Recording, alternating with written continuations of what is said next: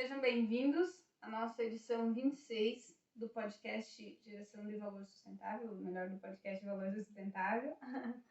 Nesse episódio, nós vamos falar sobre o mercado de crédito de carbono, sobre esse tema que vem sendo muito falado, sobre as oportunidades que esse mercado pode trazer para empresas, governos, países, para a população no geral. Sejam bem-vindos. E aí, quando a gente fala na questão do mercado de crédito de carbono, surgem alguns questionamentos, algumas dúvidas, indagações, né, de que o que é o crédito de carbono, por exemplo, né? Quais características que eu possa fazer, elaborar um projeto de crédito de carbono, né? Que tipo de mercados que tem, né? É mercado voluntário, mercado regulamentado, quando que uso um, quando que uso outro, qual projeto se adequa a um ao outro, se dá de utilizar um, não dá, né? Todas são situações, dúvidas que surgem, né? São questionamentos que a gente recebe, né, e ouve dos empresários, dos interessados, de quem busca uma receita adicional, talvez, com os créditos de carbono. E aí, quando nós falamos do mercado de carbono, do mercado de crédito de carbono, esse mercado foi instituído a partir do Protocolo de Quioto em 1997, porém, somente em 2005, na nova edição da COP, é que esse protocolo foi ratificado e aí sim, realmente, se criou o mercado de carbono. De 2005 para cá, a gente percebeu uma evolução desse mercado. Várias foram as metodologias, ou são processos que vão evoluindo. Então, lá no início, em 2005, se utilizava algumas metodologias para mensurar os créditos de carbono. Hoje, acho que a gente vai falar um pouquinho mais sobre isso no próximo episódio, mas hoje já se houve uma mudança em relação aos critérios de mensuração do carbono capturado, das emissões que foram deixadas de realizar, de se emitir realmente para o meio ambiente. Então, de 2005 para cá, esse mercado vem evoluindo, como acontece em todas as situações, quando se é instituído, a gente tem uma base aí, mas no decorrer do tempo, conforme as necessidades, vai se melhorando o projeto. Então, o objetivo do mercado de crédito de carbono, ele é basicamente atuar no aquecimento global e nos efeitos associados às mudanças climáticas. Então, o objetivo é contribuir para a minimização das mudanças climáticas, para a minimização do aquecimento global, realizando aí pagamentos realmente para projetos que tenham esse benefício, que tenham esse impacto positivo, o que reduzam as emissões no decorrer do tempo. Essa redução de emissões que a Energisa comenta em relação aos gases de efeito estufa, né, que se ouve muito falar, então é bem constante que está na mídia, né? E aí o crédito de carbono, a gente pode dizer que ele é uma espécie de moeda de troca, né? Muitas empresas que têm um alto nível de emissão de gases, elas buscam outras empresas que geram crédito de carbono, né? Então, uma visa minimizar o impacto dela, impacto negativo, né? E a outra que visa melhorar um pouco a sua receita, né? Ou incrementar a receita dela. Então, o crédito de carbono surgiu nesse mercado de troca mesmo, né? Onde a relação ganha-ganha, que a gente também falou no podcast anterior, né? Ganha quem compra, porque vai reduzir o seu percentual lá de emissões, e ganha quem comercializa também, né? Sim, no aspecto mesmo de fazer com que seja empresa, governo, pessoa física, que tenha um projeto que reduza as emissões, que reduza os gases de efeito estufa, como o Rogério comentou, seja gás carbônico, seja gás metano, independente do tipo, mas que fazer com que esses projetos, incentivar, na verdade, esses projetos que estão aí parados, que daqui a pouco não são viáveis financeiramente, e a partir dessa moeda de troca que é o crédito de carbono, a partir do momento que ela é inserida no projeto, que se recebe esse recurso financeiro, eu passo a tornar o projeto viável financeiramente, eu implemento mesmo e aí eu tenho impacto ambiental positivo, ou reduzo o meu impacto ambiental como um todo. E muito bem colocado, a empresa que está pagando, então, ou o governo que está pagando, ou o outro lado, né, quem está comprando os créditos de carbono, está também contribuindo com essa redução dos gases de efeito estufa. Isso a gente fala de empresa, a gente fala de governo, mas vale para todas as esferas, para todos os interessados, seja governo, seja empresa, seja pessoa física. Nós temos diversas plataformas aí que hoje permitem que a pessoa física compre créditos de carbono para compensar a sua pegada ambiental. A gente tem plataformas aí que permitem nós mensurarmos a nossa pegada ambiental e aí sim estar do lado de que eu vou comprar um crédito de carbono para minimizar essa minha pegada ambiental. Então isso pode ser olhado nos diferentes aspectos, com certeza. E aí, quando a gente fala do mercado de crédito de carbono, nós estamos falando de dois formatos de mercado, que é o mercado regulado e o mercado voluntário. Quando se trata do mercado voluntário, basicamente é um mecanismo de compensação de crédito. Então, não existe um vínculo regulatório. Eu sou uma empresa, eu sou uma pessoa física, olhando para um exemplo que é talvez mais fácil de entendimento. Eu tenho uma área de floresta plantada aí, que eu estou preservando, e a floresta por si só, ela captura as emissões de gases de efeito estufa. O fato de eu manter essa floresta em pé, eu deixo de emitir gases de efeito estufa pelo desmatamento. Então, é um ótimo exemplo de geração de crédito de carbono. Mas para mim manter essa floresta em pé, para mim continuar preservando essa floresta, eu posso elaborar um projeto de crédito de carbono que vá me beneficiar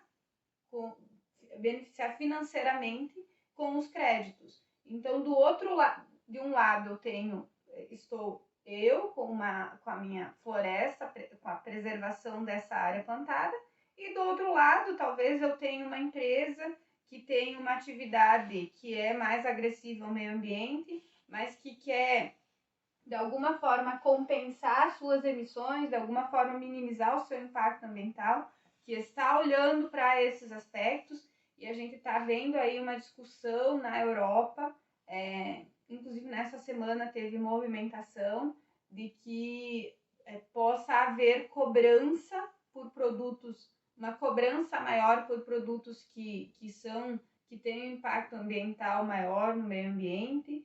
Então, a gente está vendo essa preocupação das empresas em minimizar o seu impacto. E aí, qual que é o caminho? Ou a empresa realiza um projeto sustentável, um projeto que gere crédito de carbono, ou ela adquire de projetos já existentes.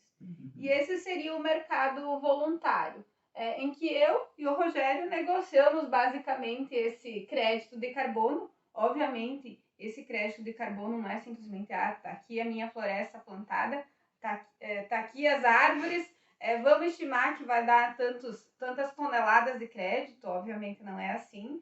Existem metodologias que certificam os projetos, então isso precisa ser realmente bem elaborado, exatamente, apresentado para que você consiga esse benefício, vamos dizer assim, exatamente, esse plus. E até por uma certificação da empresa que está comprando, né? Por uma garantia, porque qual a garantia que eu vou manter a floresta em pé? Qual a garantia que eu vou preservar aquela área? Então, quando se fala num projeto, eu tenho auditorias anuais, eu tenho auditorias bianuais, eu tenho a mensuração do crédito das emissões que foram capturadas. Então, existe controle mais rigoroso. E o mercado voluntário, que é o mercado regulado, desculpa, que é outro aspecto, é o mercado que basicamente tem as suas regras aí, como o próprio nome diz.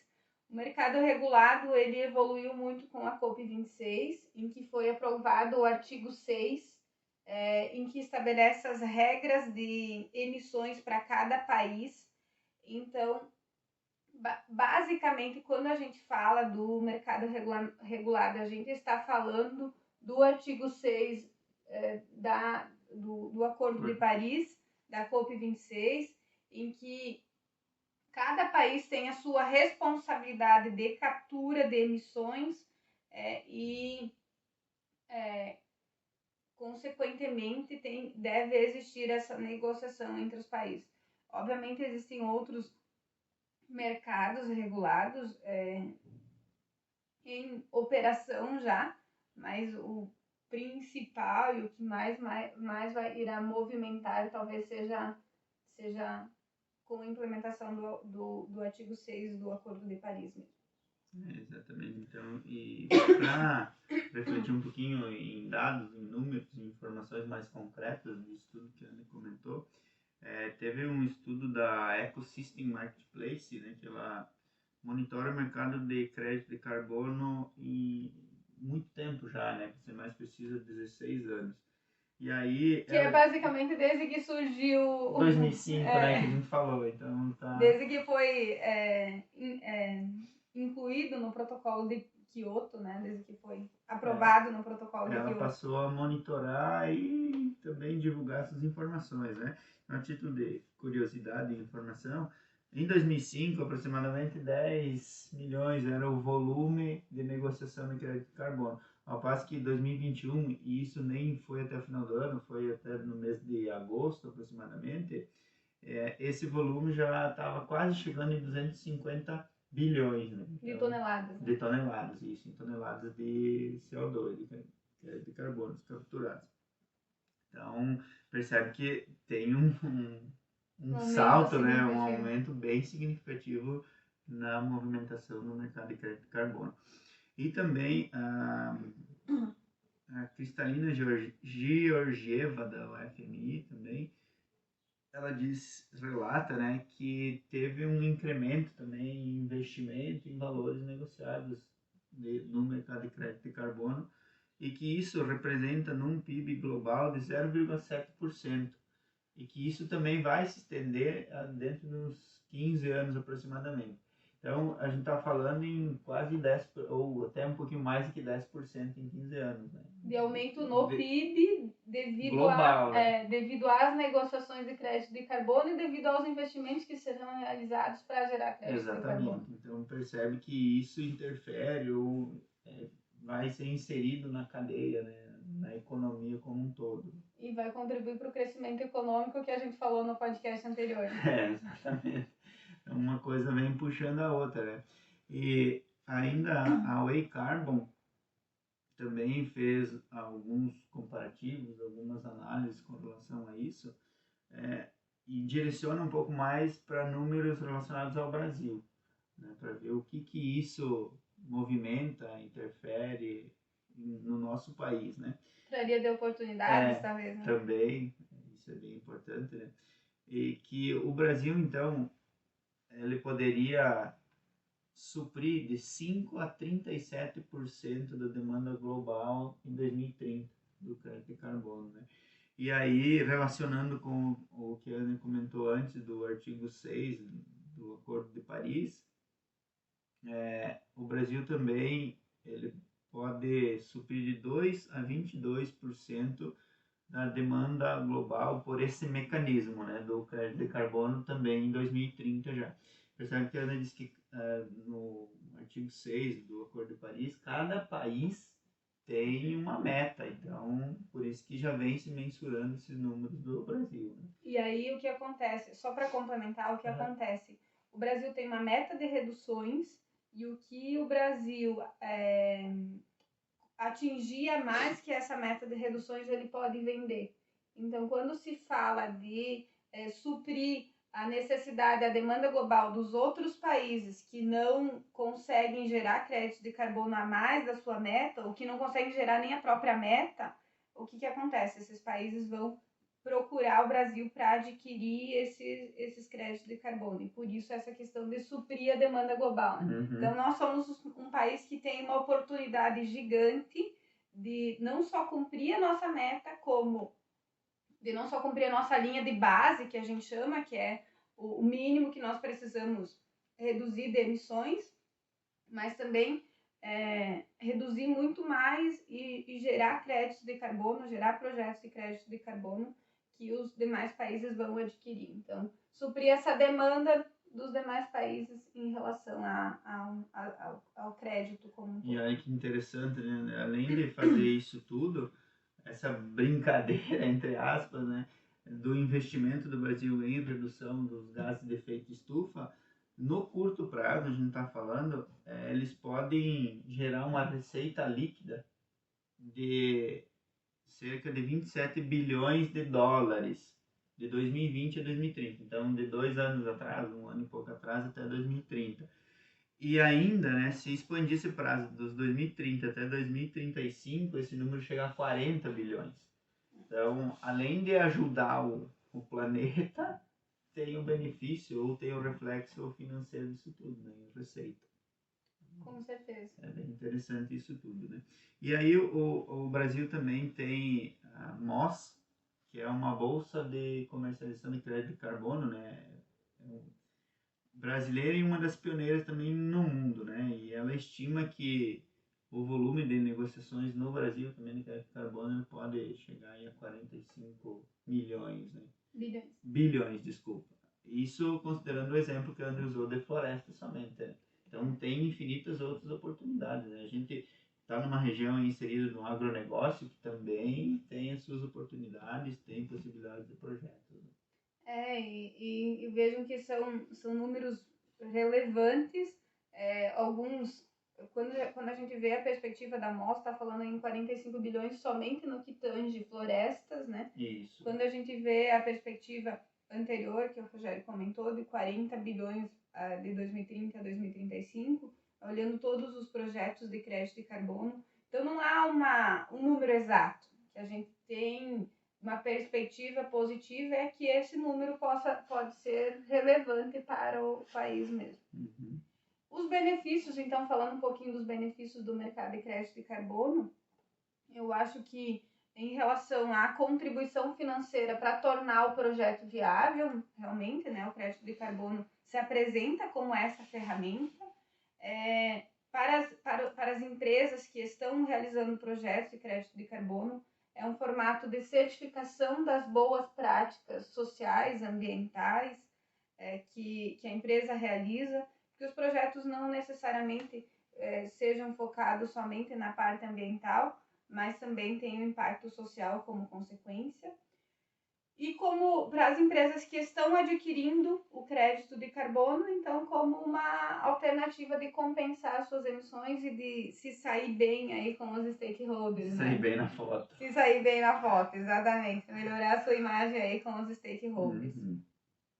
E em relação às empresas, quando a gente fala em relação ao governo, acho que a gente trouxe aí um aparato geral das oportunidades que o país, o Brasil, teria mitigando os impactos ambientais e contribuindo no aumento do PIB. Esse tema também nós vamos continuar falando no próximo podcast. Um pouquinho sobre as etapas para a elaboração de um projeto, mas acessem também as nossas redes sociais, nosso LinkedIn, nosso site. Nós temos um artigo sobre esse tema, que acho que é bem importante e traz aí várias oportunidades. Obrigada por estarem aqui e até o próximo podcast. Até o próximo.